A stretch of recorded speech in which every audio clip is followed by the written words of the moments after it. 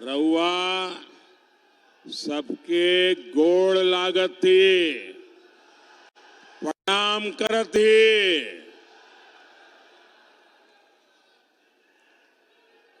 ऐसा लग रहा है आपने जेएमएम और कांग्रेस को दिन में ही तारे दिखा दिए।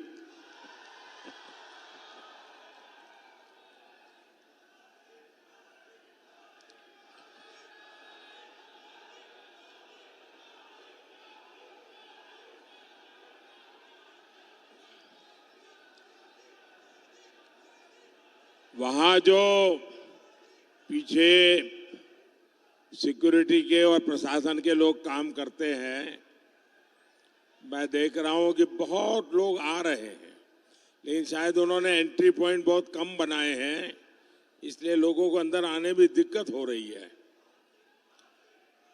अच्छा होगा, अब एकदम पीछे आना है तो आने दीजिए, इतनी स्क्रूटिनी करने की क्या जरूरत है।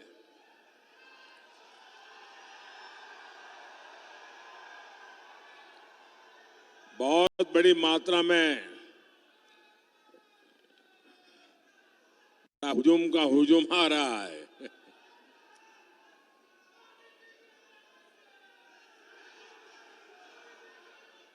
शायद यहां से मेरी बात वो प्रशासन वालों को सुनाई देगी कि नहीं मुझे मालूम नहीं, अदरवाइज यहां के कोई व्यक्ति जाके वहां समझाएं ताकि ज्यादा लोग अंदर आ सकें।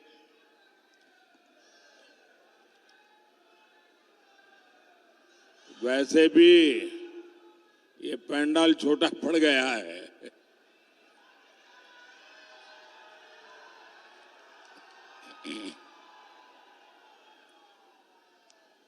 साथियों, मैंने लंबे अरसे तक पार्टी के संगठन का काम किया है। यहां झारखंड में भी हर इलाके में जाया करता था, चुनाव लड़वाए भी हैं, चुनाव लड़े भी हैं, लेकिन सुबह 10 साढ़े 10 बजे इतनी बड़ी रैली करने की हिम्मत मैं नहीं कर सकता था। मैं यहां आपकी पूरी टीम को बधाई देता हूं भाई, इतनी बड़ी रैली सुबह 10:30 बजे करना ये बहुत बड़ी ताकत लगती है। आपने बड़ा कमाल किया है जी।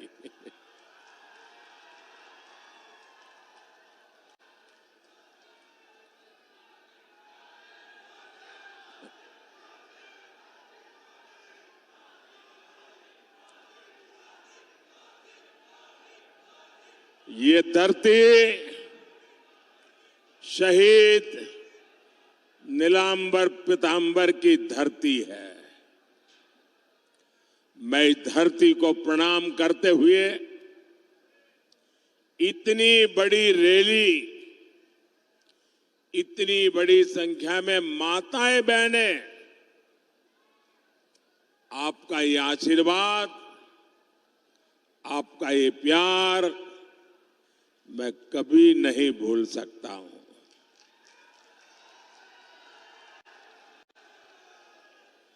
भाइयों और बहनों, आप सभी अपने एक वोट के महत्व को बहुत अच्छी तरह जानते हैं। 2014 में आपके एक वोट ने ऐसा काम किया कि पूरी दुनिया भारत के लोकतंत्र की ताकत को सलाम करने लग गई थी। आपने 2014 में अपने एक वोट से कांग्रेस की महाभ्रष्ट सरकार को हटा दिया था। आपके एक वोट ने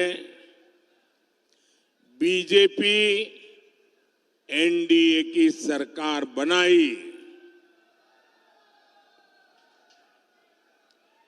और आपके इस एक वोट की ताकत का परिणाम क्या हुआ? आज भारत का पूरी दुनिया में डंका बज रहा है।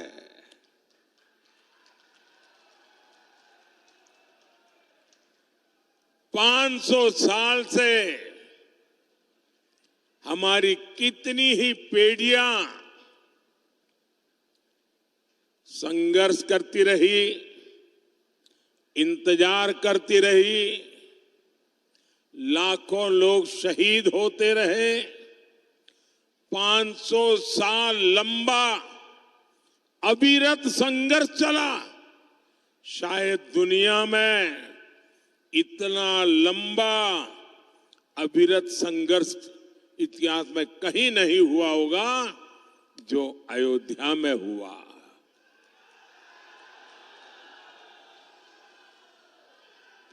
आपके वोट की ताकत देखिए, आपके वोट की ताकत देखिए। 500 साल तक लड़ाई लड़नी पड़ती थी, 500 साल तक इंतजार करना पड़ता था, 500 साल तक अनेक पीढ़ियां बीत गई, लेकिन जो काम नहीं हुआ वो आपके एक वोट से आज राम मंदिर बन गया।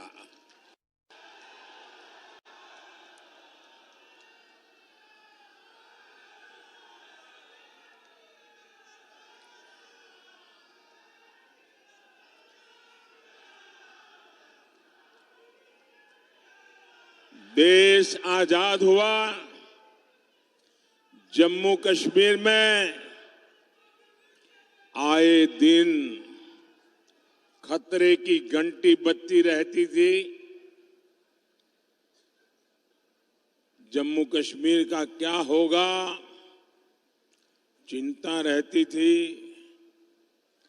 बम धमाके, गोला बारूद कश्मीर से वही सुनाई देता था। आपके एक वोट की ताकत देखिए।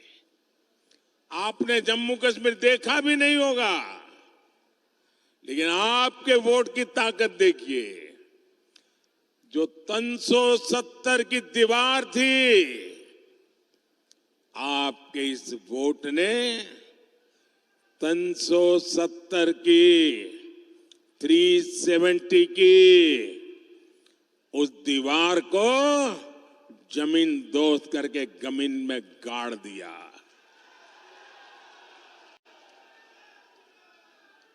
आए दिन हमारे झारखंड में, छत्तीसगढ़ में, उड़ीसा में, बिहार में, आंध्र में, पशुपति से लेकर के तिरुपति तक नक्सलवाद, आतंकवाद फैला करके यहां की धरती को लहूलुहान कर देता था। कितनी माताएं अपना जवान बेटा खो देती थी। पाल पोस करके बड़ा किया बेटा गलत संगत में आकर बंदूक उठाकर जंगलों में भाग जाता था। आपके एक वोट ने कितनी ही माताओं की आस पूरी की, बच्चों को बचा लिया।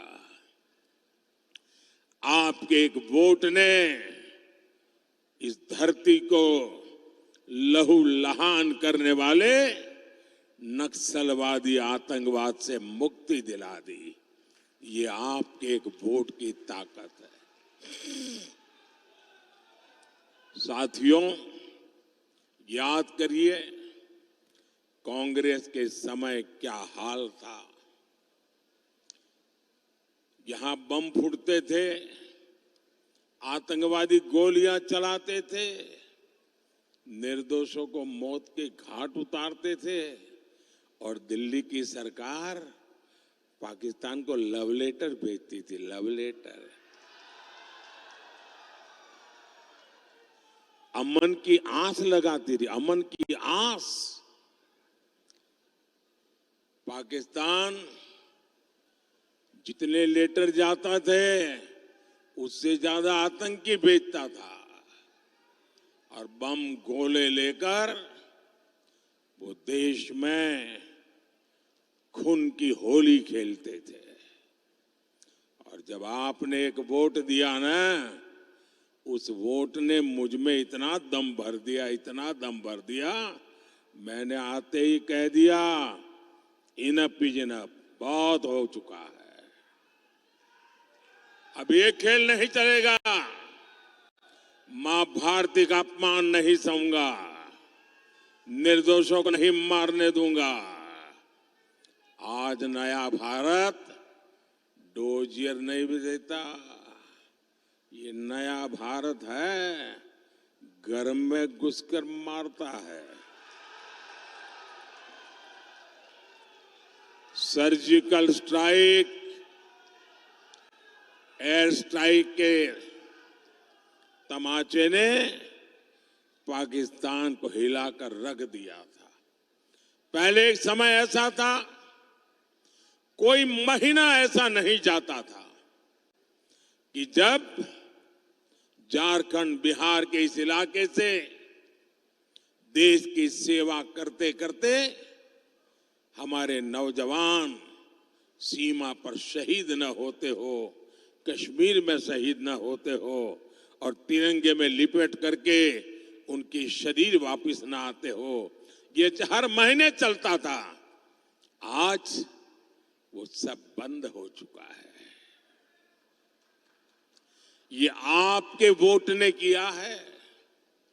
एक वो स्थिति थी जब आतंकी हमले के बाद कांग्रेस की डरपोक सरकार दुनिया भर में जा जाकर रोती थी।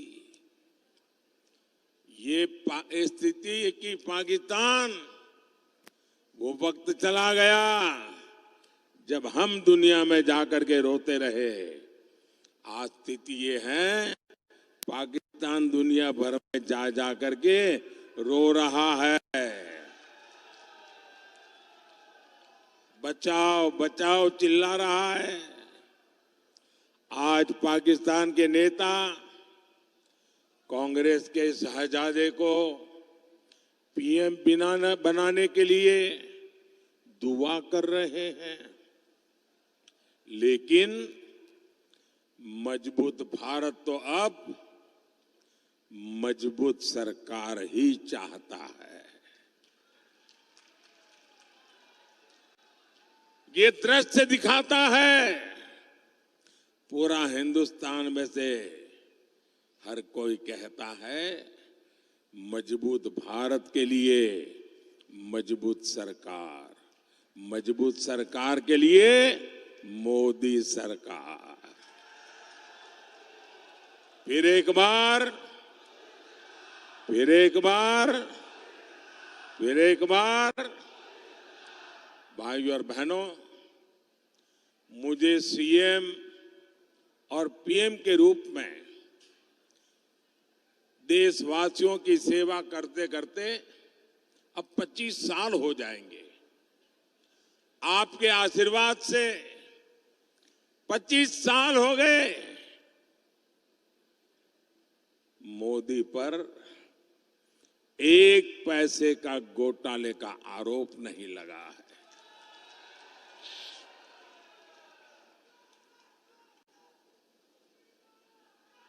और मेरे लिए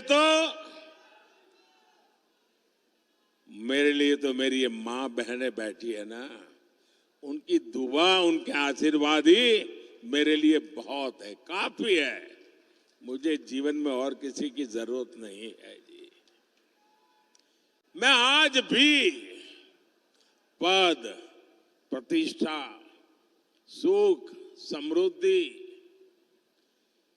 इन सब से दूर, वैसा ही हूं जैसा आपने मुझे यहां भेजा था।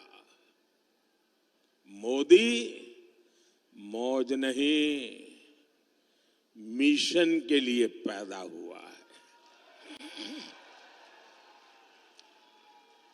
जेएमएम कांग्रेस के नेताओं ने भ्रष्टाचार से अपार धन संपदा खड़ी की है।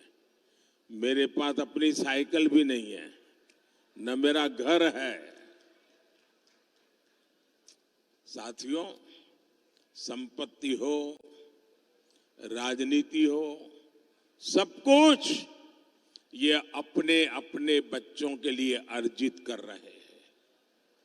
ये उनके लिए विरासत में ढेर सारी काली कमाई छोड़कर जाएंगे। लेकिन मोदी को किसके लिए छोड़ना है भाई? आगे कुछ रखा ही नहीं है, पीछे भी कुछ रखा नहीं है।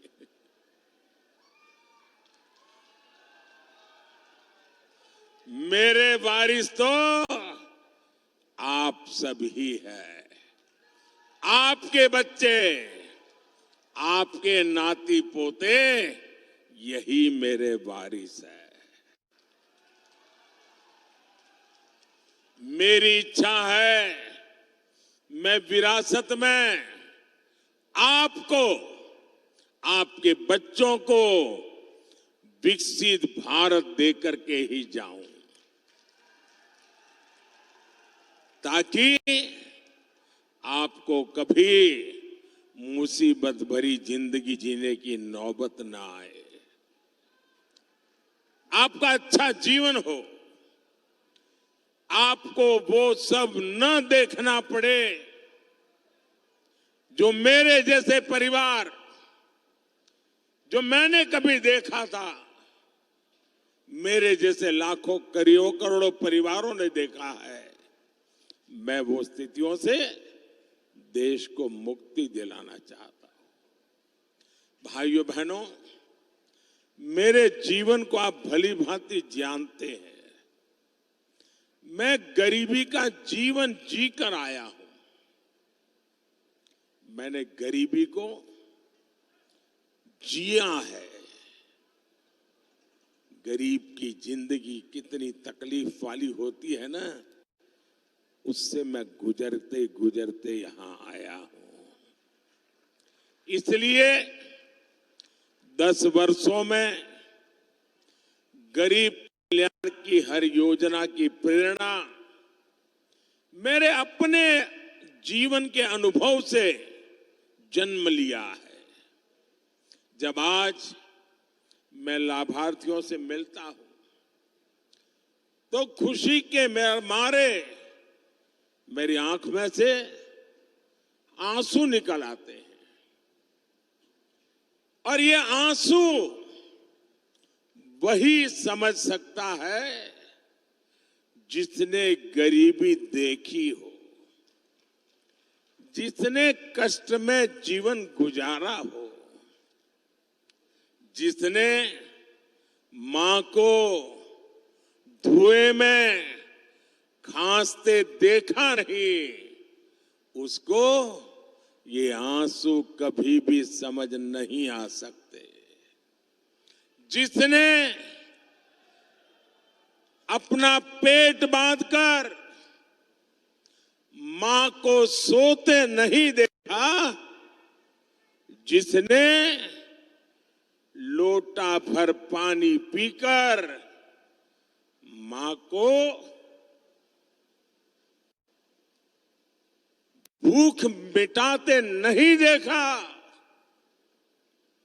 जिसने अपनी बीमारी को छिपाते नहीं देखा, शौचालय के अभाव में पीड़ा और अपमान सहती मां को नहीं देखा, वो मोदी के इन आंसुओं का मर्म नहीं समझेगा। लेकिन भाइयों और बहनों, ये कांग्रेस के साजिदे मोदी के आंसुओं में अपनी खुशी ढूंढ रहे हैं। कहते हैं मोदी के आंसू अच्छे लगते हैं। ये निराश हताश लोग अब इतने कुंठित हो गए हैं। एक कहावत है, जाके जाके पांव न फटे बिवाई, जाके पांव न फटे बिवाई, सो क्या जाने पीर पराई। कांग्रेस के शाहजादे की हालत वही है। वो तो गर्व से कहते हैं कि उनके घर में कई प्रधानमंत्री थे, खुद चांदी के चम्मच से खाते रहे, गरीब की, दलित आदिवासी की झोपड़ी में फोटो खिंचवाते रहे, लेकिन गरीब के लिए कुछ नहीं किया। मोदी के 10 साल के सेवा काल में 25 करोड़ देशवासी गरीबी से बाहर निकले हैं। इसलिए वो आज भाजपा को आशीर्वाद दे रहे हैं। यही मेरे गरीब भाई बहन है, उन्हीं के आशीर्वाद, यही तो मेरी शक्ति है, यही तो मेरी पूंजी है। साथियों, कांग्रेस ने, उसके सहयोगियों ने पलामू को भी तो अपने हाल पर छोड़ दिया था। दिल्ली में बैठे इनके नेताओं को नक्शा दिखाकर पूछ लीजिए कि पलामू कहां है तो पता ही नहीं होगा। ऐसे ही जिलों में देश के सबसे ज्यादा दलित, आदिवासी, पिछड़े ये मेरे भाई बहन रहते हैं, लेकिन इसकी उन्हें परवाह ही नहीं थी। ऊपर से ऐसे जिलों को पिछड़ा जिला कहकर पलामू को अपमानित किया जाता था। ये तो बैकवर्ड डिस्ट्रिक्ट है, बैकवर्ड डिस्ट्रिक्ट, यानी कोई अच्छा अफसर यहां आने को तैयार नहीं। ये हाल बना के रखा। आपने मुझे 2014 में सेवा का मौका दिया। मैंने कहा ऐसे नहीं चलेगा। मैंने पिछड़ा सारी जो इन जिलों को उन्होंने बैकवर्ड करके बर्बाद करके रखा था ना, मैंने कहा ये आकांक्षी जिले हैं, यहाँ के लोगों के भी सपने हैं, यहाँ के लोगों की भी आकांक्षाएं हैं। मैं उससे मरने नहीं दूंगा, मैं उसमें नई जान भर दूंगा और मैं इन आकांक्षी जिलों को होनहार जिला बना करके रहूंगा। पहले अफसर ऐसे जिलों में आने से डरते थे। अफसरों को लगता था कि यहां पोस्टिंग मतलब मेरा पनिशमेंट पोस्टिंग हो गया, सजा देने के लिए मुझे तैनात किया जाता था। मैंने देश के सबसे अच्छे अफसरों को पलामू में लगाया। अब मेरे पलामू के लोगों की मेहनत देखिए। पलामू में आकांक्षी जिला कार्यक्रम से शुरू होने से पहले और अब आसमान जमीन का फर्क आ गया है। 100 में से सिर्फ 14 गरीब परिवार ऐसे थे जिनके पास पक्के घर थे। आंकड़ा याद रहेगा, 100 में से 14। आज पलामू में करीब करीब हर परिवार के पास पक्का घर हो रहा है। और मैं आपको भी कहता हूं, जब इस चुनाव अभियान में आप गांव-गांव जाएंगे ना, और गांव में कहीं भी कच्चा मकान दिखे कोई परिवार को अजीब कागर पहुंचा नहीं है, ऐसे एक दो लोग मिल सकते हैं, उनको नाम पता लेकर के मुझे भेज दीजिए। मैं आपको गारंटी देता हूं, मैं आपको गारंटी देता हूं, तीसरे टर्म में जब मैं अगली बार प्रधानमंत्री बनूंगा, उनका घर पक्का बना करके दे दूंगा। और आप लोग भी मुझे जानते हो नहीं जानते हो, आप मान लीजिए मेरे लिए आप ही मोदी हैं, जाके गारंटी दे देना।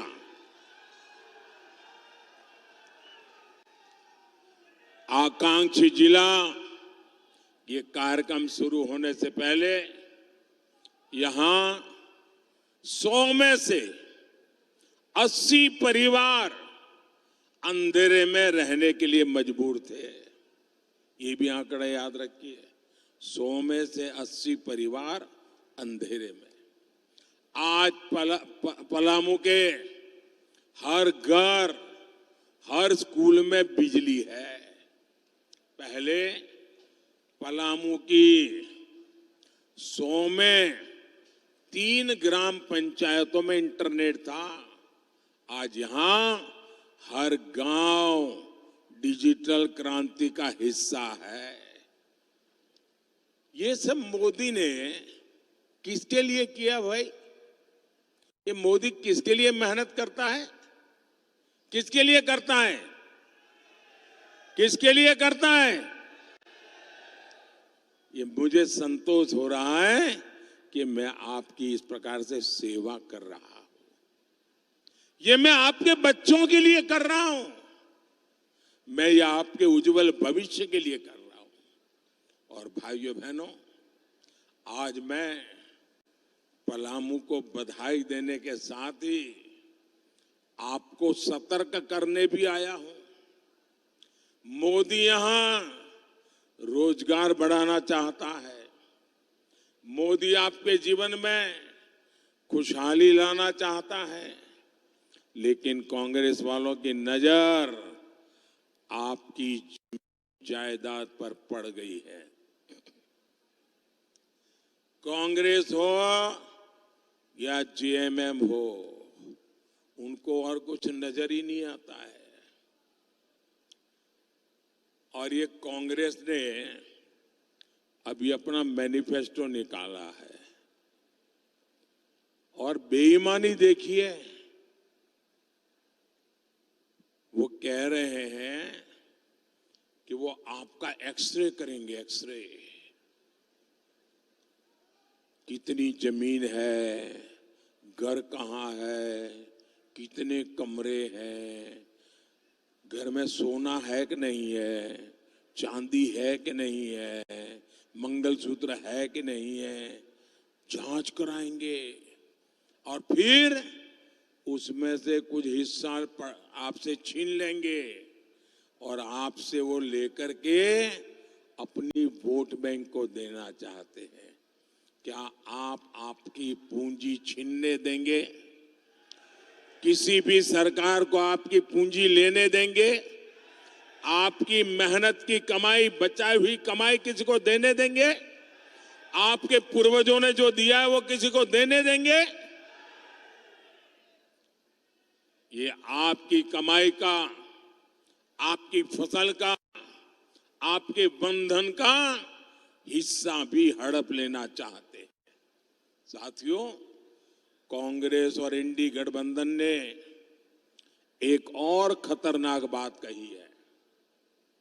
ये लोग अब एससी, एसटी, ओबीसी का आरक्षण छीन लेना चाहते हैं। जब हमारा संविधान बन रहा था, तब संविधान निर्माताओं ने मिलकर तभी एक बात तय की थी और ये पक्का हो गया था, सही सिक्के हो गए थे कि भारत में कभी भी धर्म के आधार पर आरक्षण नहीं दिया जाएगा। लेकिन अब ये कांग्रेस और उनके चट्टे बट्टे ये जेएमएम और आरजेडी साहब ये आदिवासियों का, पिछड़ों का, दलितों का आरक्षण में डाका डालकर आरक्षण में से कुछ हिस्सा छीन करके ये धर्म के आधार पर संविधान बदल करके मुसलमानों को देना चाहती है। और कांग्रेस चिल्ला चिल्ला कर बोल रही है और आरजेडी जेएमएम वाले जवाब भी नहीं दे रहे। वो कांग्रेस के इस ऐलान पर मौन सहमति दे रहे हैं। क्या आप अपने आरक्षण के हक को जाने देंगे क्या? क्या आप अपने आरक्षण के हक को जाने देंगे क्या? बाबा साहब आंबेडकर ने दिया है, उसको छीनने देंगे क्या? मेरे आदिवासी भाई बहन, मेरे दलित भाई बहन, मेरे पिछड़े भाई बहन, आप लिख के रखिए, ये मेरी गारंटी है कि जब तक मोदी जिंदा है, जब तक मोदी जिंदा है, दलितों के, आदिवासियों के, पिछड़ों के आरक्षण में से रत्ती भर मैं धर्म के आधार पर उनकी वोट बैंक को नहीं देने दूंगा। मैं संविधान पर कोई भी छेड़छाड़ नहीं करने दूंगा। साथियों, भाजपा ने, एनडीए ने हमेशा आदिवासी हितों को सर्वोपरि रखा है। ये मेरा सौभाग्य है कि मैं देश का, ये मेरा सौभाग्य है कि मैं देश का पहला प्रधानमंत्री हूं जो उल्हातू गया, भगवान बिरसा मुंडा के गांव गया। साल 2025 भगवान बिरसा मुंडा का 150वां जन्म जयंती वर्ष है। मोदी ने तय किया है मेरे तीसरे प्रधानमंत्री के कार्यकाल के दरमियान हमारे बिरसा मुंडा जी के 150वीं जयंती हिंदुस्तान के हर कोने में शान से मनाई जाएगी। बिरसा मुंडा का जन्म, उस जन्म दिवस को जनजातीय गौरव दिवस मनाते हैं। 150 साल निमित्त जनजातीय गौरव वर्ष के रूप में मनाया जाएगा। भगवान बिरसा मुंडा की प्रेरणा से ही मैंने 24,000 करोड़ रुपए की पीएम जन योजना शुरू की। इसका लाभ आदिवासियों में भी जो सबसे पिछड़ी जनजातियां हैं उन्हें होगा। भाइयों और बहनों, बीते 10 साल में मोदी ने आपको पक्का घर दिया है, बिजली, गैस, पानी दिया है। मोदी का तीसरा कार्यकाल शुरू होने दीजिए। जिन जिन लोगों को अब तक मोदी की योजनाओं का लाभ नहीं मिल पाया है, उन्हें भी इसका लाभ मिलेगा और ये मोदी की गारंटी है। साथियों, एनडीए सबका साथ, सबका विकास के लिए प्रतिबद्ध है। यहां झारखंड में आजसू पार्टी और सुदेश महतो जी के साथ उनके मिलकर के आज एनडीए एक ताकत से लड़ाई लड़ रही है। आपको पलामू से हमारे विष्णु दयाल राम जी को ज्यादा से ज्यादा मतों से विजयी बनाना है। ये हमारे विष्णु दयाल जी इतने सरल है कि पार्लियामेंट में जब किसी को मैं उनका परिचय करवाता हूं कि डीजीपी थे तो मानने को तैयार नहीं है। एकदम सरल जमीन पर रह करके सुख दुख के साथी ऐसे आपके उम्मीदवार है। देश को ऐसे लोगों की जरूरत है। 13 मई को आपको अपना बूथ जीतना है। जीतेंगे, पोलिंग बूथ जीतेंगे। मुझे चुनाव तो जीतना है, पोलिंग बूथ भी जीतना है। आप घर घर जाएंगे, जरा दोनों हाथ ऊपर करके बताइए, घर घर जाएंगे, मतदाताओं को मिलेंगे। अच्छा, पोलिंग के दिन छोटी छोटी यात्राएं निकाल करके मतदान करवाइए। रामधुन करते करते जाइए, उत्सव का माहौल बनाइए और भारी संख्या में मतदान कराइए। कितनी ही गर्मी क्यों ना हो, पहले मतदान फिर जलपान। अच्छा, मेरा एक काम